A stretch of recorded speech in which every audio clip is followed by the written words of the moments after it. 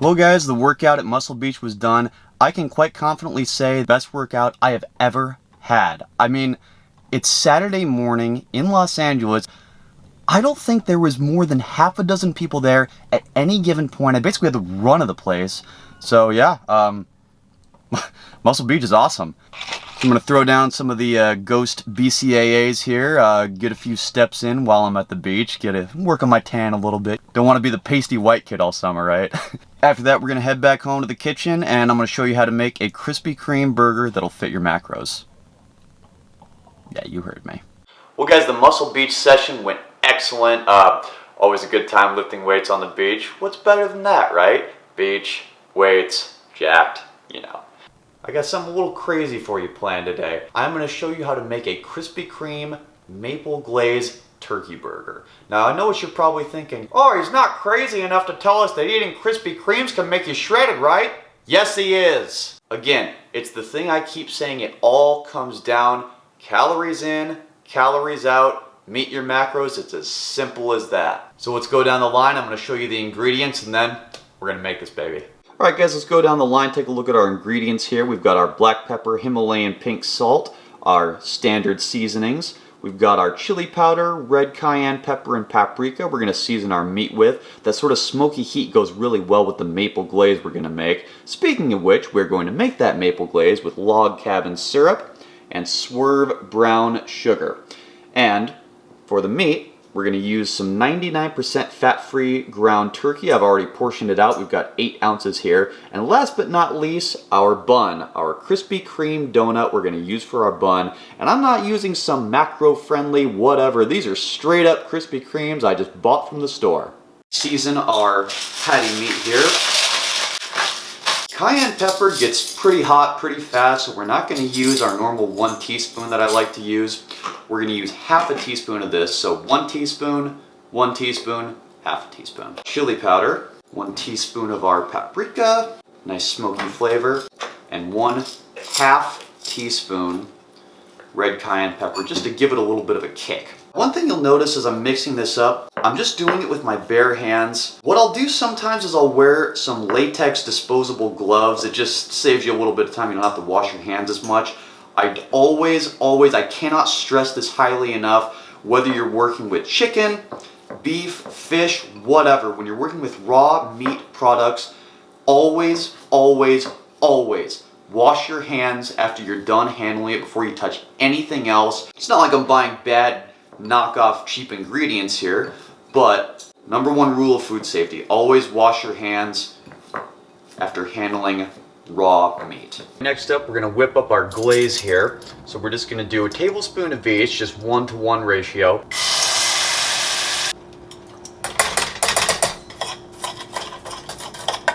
We're not making a very big amount, so you don't need to heat it up very much. You can already see it gets going pretty quickly here. So as soon as it's mixed, just turn it down to low, and then just let it sit there and be warm while we cook our patties. Next up, time to make our patties. This 99% fat-free turkey is so lean that it cooks so fast you almost need to be worried about overcooking it. The first couple times I tried this, I overdid it and it was just so dry, it didn't really taste very good. We're only gonna do a minute on each side of the patty, and then we're gonna finish it off in the oven at 350 for about 3 to 4 minutes with the cheese on top. Basically just long enough so the cheese melts. Don't worry about undercooking it, trust me, you won't.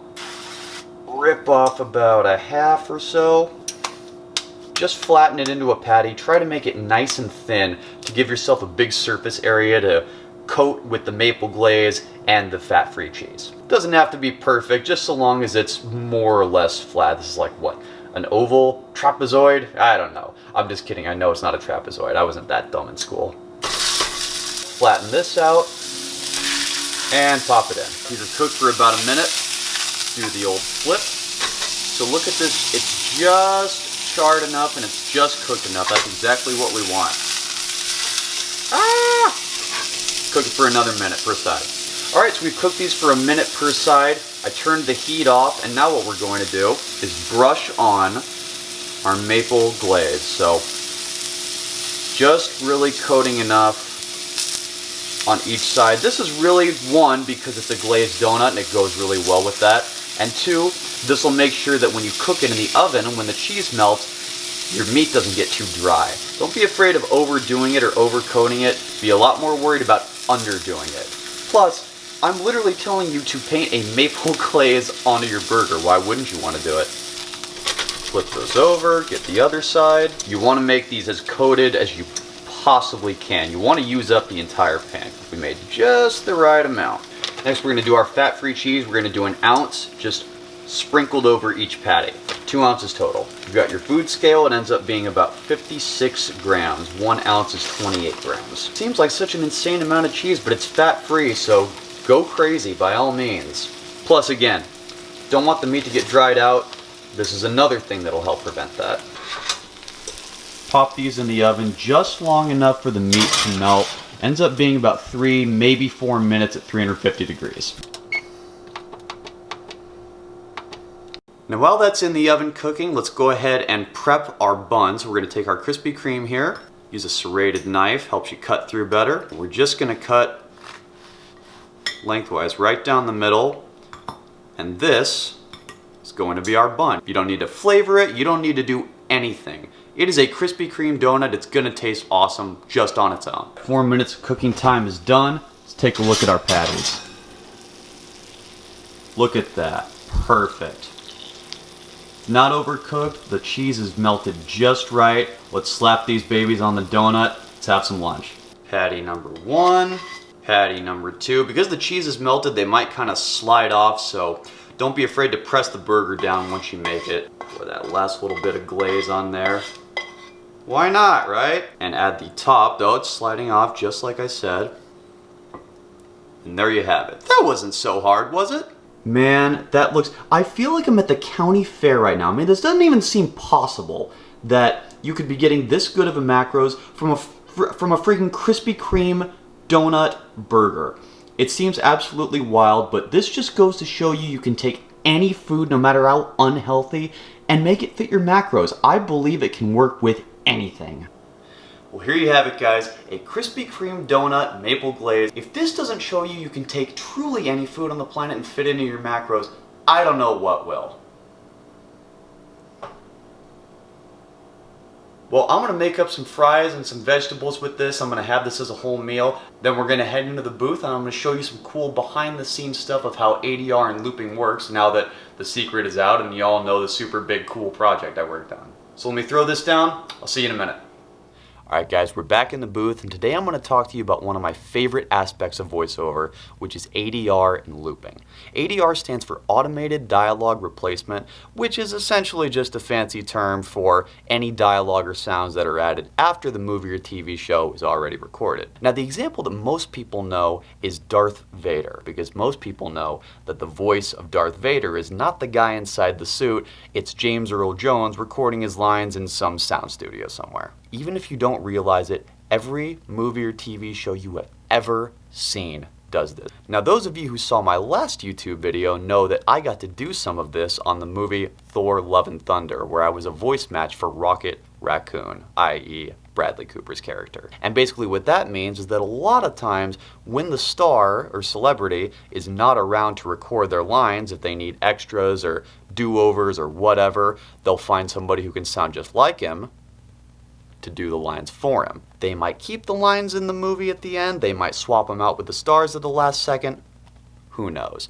Bottom line, I got to do it, and that was probably one of the coolest experiences I've ever had. So today I'm going to give you a little bit of a behind the scenes look at how some of this comes to life by looping one of my favorite fight scenes I can remember seeing in a while, the hallway fight scene from the Netflix, I guess now Disney Plus, show Daredevil.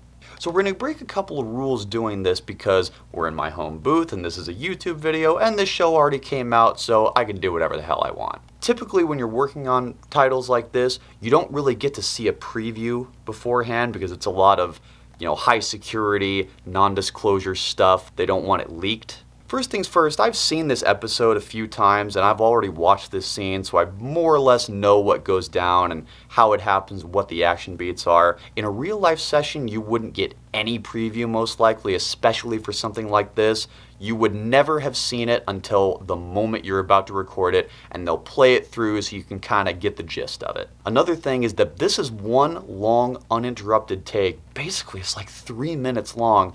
In real life, you wouldn't do this all in one take. You would break it up into little bits. It would be like, okay, that 10-second segment is done. Let's move on to the next 10 segments.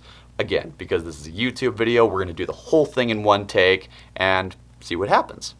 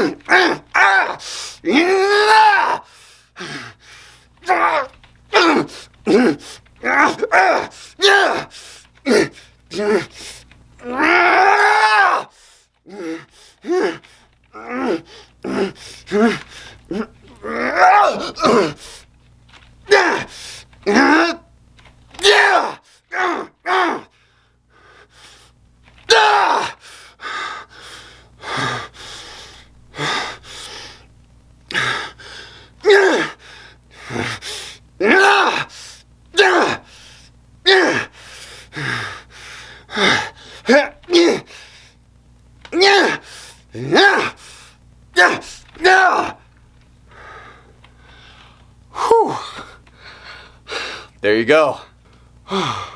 Look at this, I'm sweating. Hey, for something this intense, if you ain't sweating, you ain't doing it right.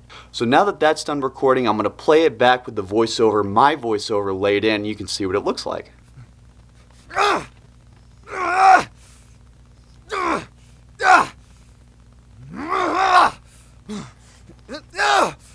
Not bad. So now, if we add a little music in, then we can see what the finished product would look like.